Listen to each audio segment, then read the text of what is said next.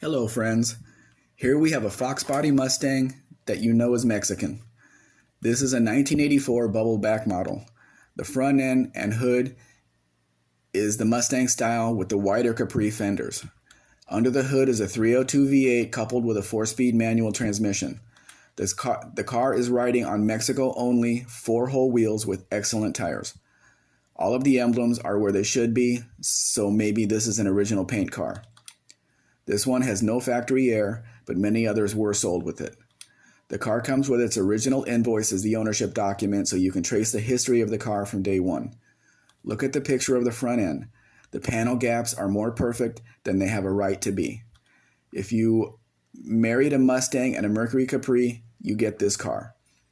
This was the last year the Mustang was made in Mexico and sold until the mid-90s. Considering what Fox bodies are going for in the US, this car is a bargain. Lately, the exchange rate has been all over the place, so please ask for an up-to-date price. If you have any questions about the importation process, I will be happy to answer them. We can now offer US delivery.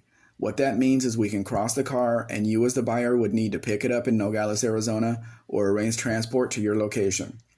I know that the thought of buying cars from Mexico makes people nervous. I can provide references from my previous clients if necessary.